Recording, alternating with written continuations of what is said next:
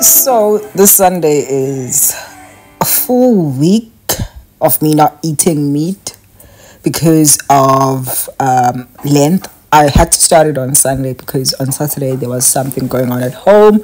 So yeah, just on vegetables until Easter, and I'm preparing beans here. Kalukete. Like try picking up stones if there's any, and then soak it in water for about an hour before you actually cook it. So I'll drain this water and then put it in the pot to boil, and then yeah, we'll see it later when you're frying it. And I'm making breakfast. So I had eggs. I don't eat meat, but I eat eggs and fish. So I'm making eggs, and yeah, really felt like it, and it was nice.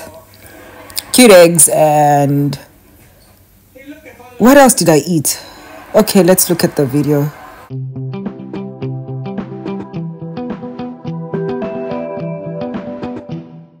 This is actually laughing cow cheese. There's cream cheese, but I was like, might as well use this cheese. It was left over from a plate. I should actually remember to pack it on my lunch bag.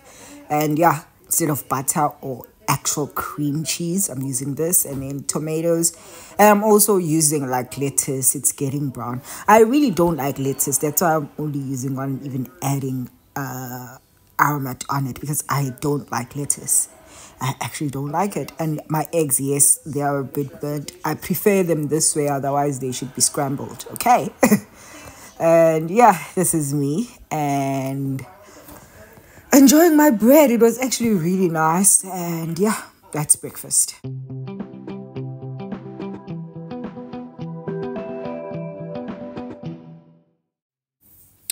And then coffee, just add a bit of water before frothing it. Coffee and water, instant coffee. And then I add hot water, as you'll see next, and then milk again, because why not? And yeah, I also just use no milk because my tummy just be acting up when I drink milk. I don't know why. But yeah, that's my coffee. And yeah, let's get back to the beans. I'm just frying, you'll know the jazz. There's curry powder, there's paprika, there's garlic, there's green pepper here. And then you just add in your beans, and yeah.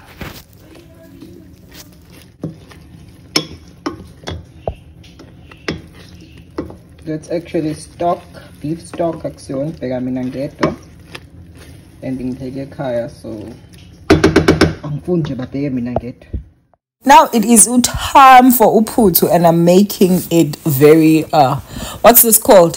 What is on it? Looks like uputu for amas, because of the way that I made it, because I also had to keep some for amas since there are people that wanted that. So yeah, don't burn yourself while doing this. But yeah, also, can somebody teach me how to make bedi bap? Like, I've watched enough YouTube videos, but still I don't know how to make that. So you'll need to teach me that. I do know how to make bap, but like not that one that I see that when they're dishing it up looks like that. You'll know how it looks. That's what I need y'all to teach me.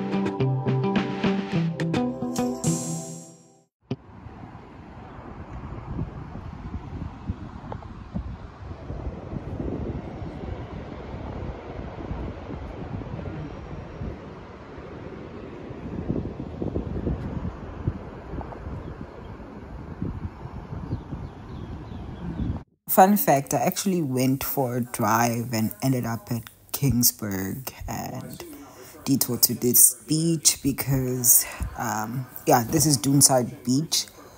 It felt so refreshing to be here. I do encourage time alone. I spent about so many hours just at the beach praying and journaling, and it was actually worth it.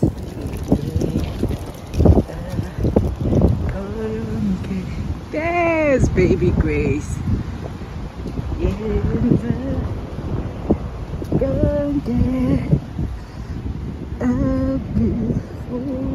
Okay, to close off this video, oh hi guys, I don't think I actually even said hi in real time. Anyways, hi guys, to close off this video, I want to speak to you guys about something important: having a will. I just had a conversation recently with an attorney friend. Like, we're always encouraging people to have wills, and I'm like, do you guys have wills? And I realized that a few of us actually don't. So if you're an attorney and watching this video, or a candidate attorney watching this video, draft your will. Like, tell me one good reason why you do not have a will, or at least a living will. Why do you not have that? Difference between last will and testament and a living will. Living will basically stipulates things that you'd like to have, things that you'd like to happen to you should you you are still alive but you are no longer conscious, or that's the word, conscious. You are no longer conscious or are mentally unable to make the decisions. What would you like people that are supposed to make those decisions do? That's basically, in a nutshell, what is a living will. A will in itself is where you are writing what should happen to your assets, who should they go to, and you could even state reasons why. You can write anything that you want in a will as long as it complies with Section 2 of the Wills Act. And I'll just share a few requirements of that. The first one being that you must be 16 years old or older to have a will in South Africa. In order for it to be valid, you need to be actually above the age of 16 and mentally capable, because you could be 16 but maybe have been declared as mentally incapacitated, so you have to actually be mentally capable. You must have 2 competent witnesses. So a competent witness is somebody who is able to be a witness on any other thing, and I think the age for people to be witnesses in South Africa is 14. So if that's that issue, you can also they are mentally capable, then that will make them a competent witness. They must not be beneficiaries to the will or in any way. So you cannot, if you are a mother and want to give one of your child a benefit to your will, you shouldn't then make them sign the will.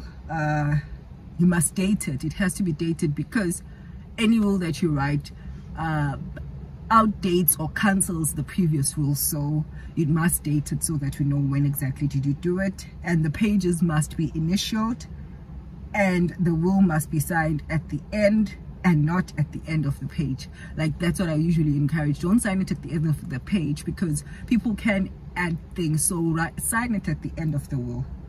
And then if you want to understand obviously how should you draft your will, I do encourage doing it with an attorney, but there's no requirement that says that you must write your will with an attorney. But write a will with an attorney or an institution, but you need to have an understanding of what you are putting in that will, how you are putting those things, because there are certain things that can be enforced and not enforced. If, for example, you are married in community of property and then you say you want to disinherit your wife, yes, that could be in your will, but then you should be mindful that she's still entitled to 50% of your entire estate. So you are only then disinheriting her in the other 50%. All of those things, just you consult with an attorney.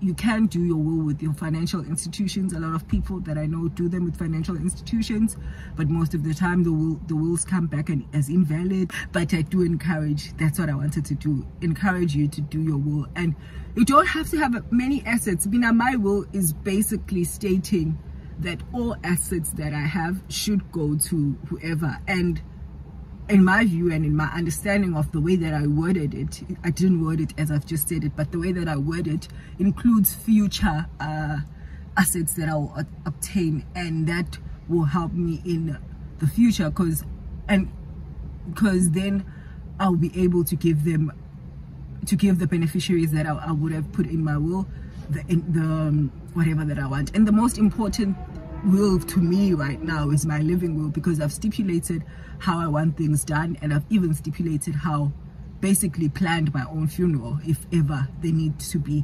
So do your living will. Your living will, you should share it with your family members. Make sure that you give it to your family members. Actually,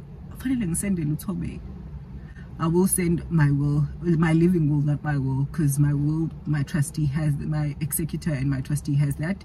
So yeah, yes, so there are certain things I do encourage you to actually do it with an attorney, because you need to understand a few things, and if you don't understand those things, you're gonna end up with a will where you've appointed certain people as an executor when you actually didn't intend to.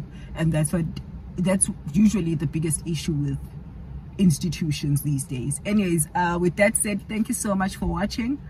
I really just had the most beautiful afternoon at the beach, praying, journaling, spending time with God, and it felt good. So I had a beautiful Sunday.